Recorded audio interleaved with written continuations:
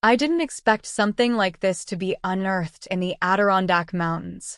Looking at the still shiny skin of the male corpse through the night vision goggles, Professor Jimmy was shocked by the strangeness of the corpse, but also felt a burst of joy.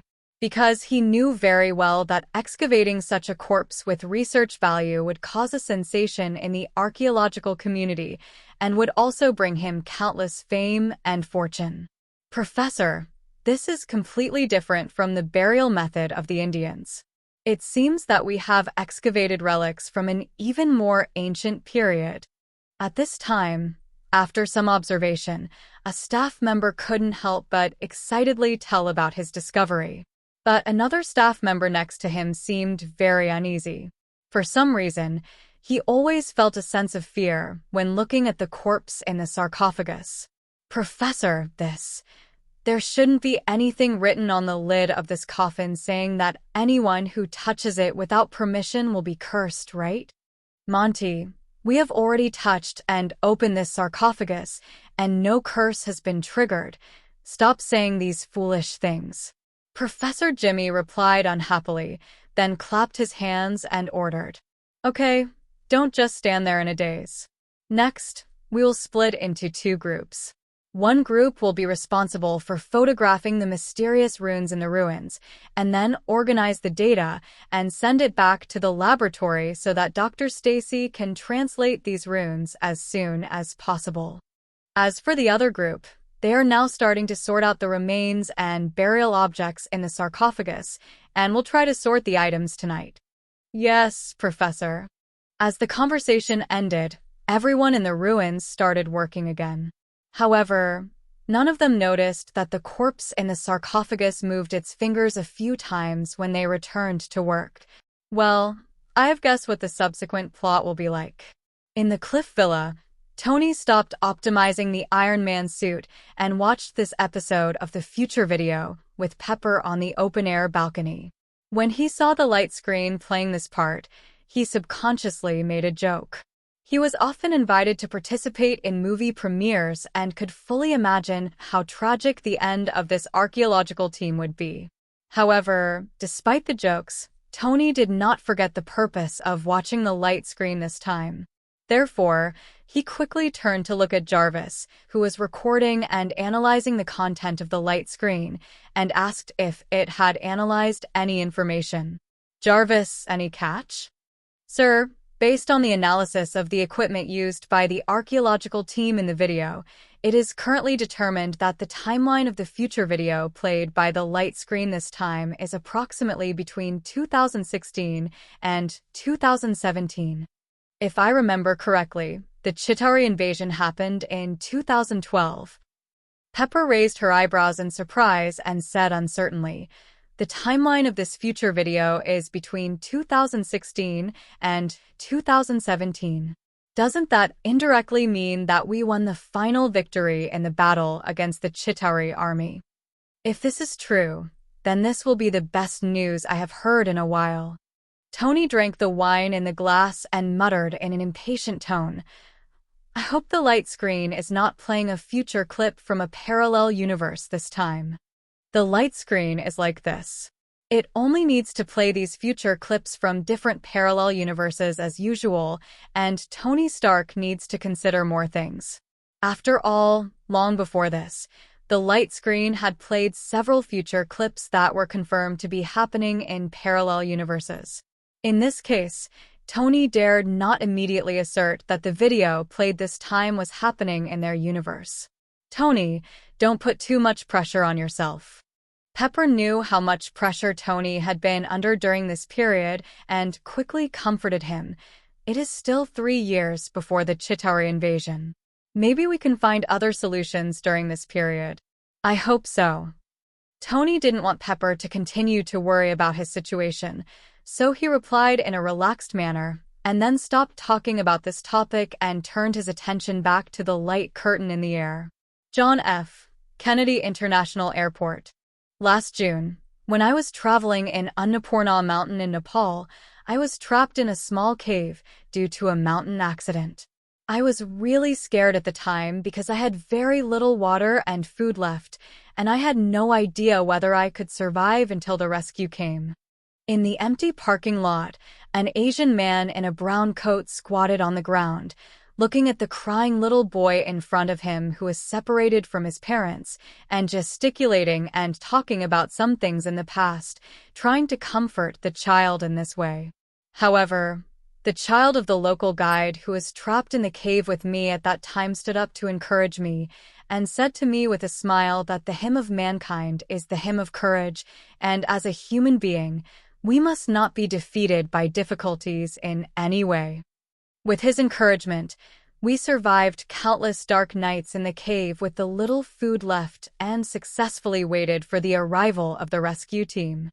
So, even though you may feel scared when you get separated from your parents, you should not lose your courage and cry all the time because your parents and the police officers must be looking for you anxiously too.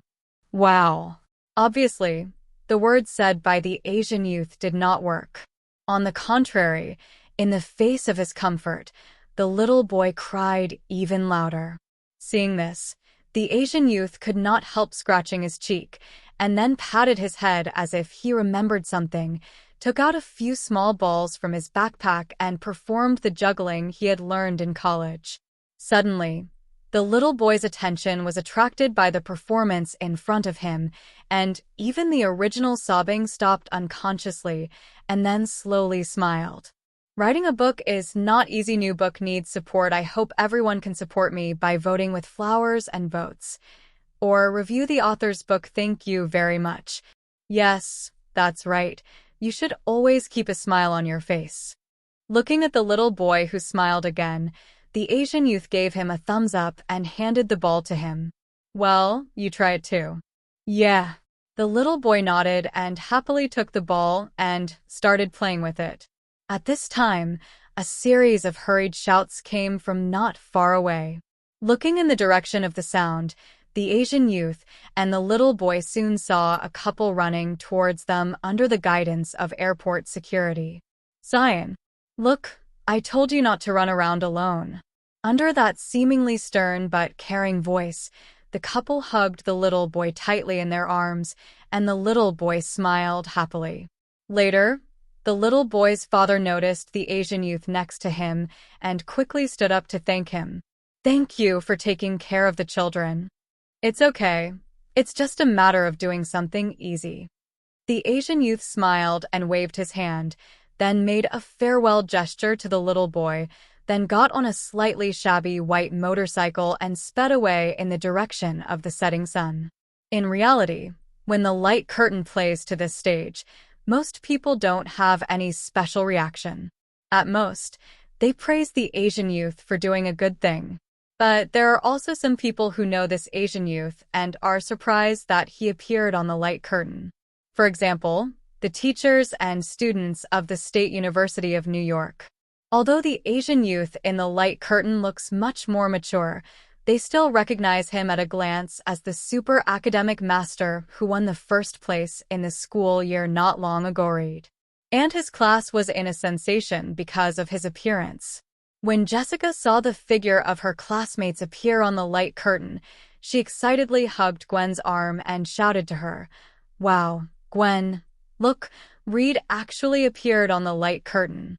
You said, could he be the new superhero that Gwangmu is going to introduce this time? According to Hollywood's filming techniques, this shot can basically confirm that Red is the new hero to be introduced this time, but it involves the mysterious light curtain, so it is estimated that we have to wait for the subsequent future video to be played to confirm it. Although she has a certain affection for Red, the super student who has always competed with her for grade ranking and hopes that he can become a world-renowned superhero like Iron Man and Captain America in the future. But in the face of her friend's question, Gwen still made a rational analysis. But as soon as her voice fell, the content played by the light curtain made her subconsciously open her mouth and reveal a stunned expression. Late at night, in silence. In the archaeology laboratory at the State University of New York, a blonde woman in a dark sweater was sitting in front of a computer, flipping through the information just sent back by the archaeological team. At this moment, the phone rang and the blonde woman answered the call. Hello. What? It's Jessica. I'm a little busy now. Call me back later. Not dating a man. Faced with the repeated questioning of her friend on the other end of the phone, the blonde stopped the work at hand and explained, in order to decipher the ancient texts in the ruins of the Adirondack Mountains, I am looking for similar texts in the history of civilizations around the world. Also, don't let your imagination rune wander. There is no way there could be curse runes or something like that in the ruins. After all, the text in the ruins probably says something like, "Whose coffin is this, and what funerary objects are buried in it?" So, you should dig out the journalist's big headlines yourself. Goodbye. The blonde woman chatted with her friend Jessica for a few words before hanging up the phone. Then she stood up and stretched. Following this movement, the picture finally froze on the ID card hanging around the woman's waist. Head of the Archaeology Research Laboratory, Gwen Stacy. Great, Gwen, you also appeared on the light screen. Jessica danced excitedly and shouted to Gwen, who was standing beside her with a look of surprise. And my name also appeared on the light screen. It seems that we are all going to be famous this time.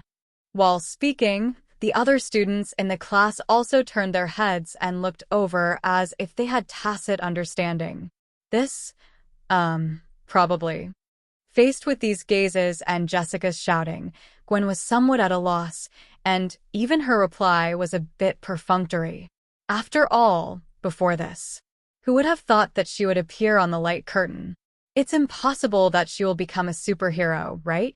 For some reason, thinking of this, Gwen felt a little excited in her heart.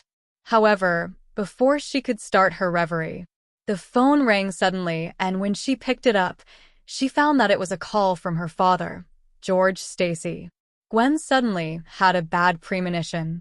Because of her understanding of her father, she had guessed the purpose of this call.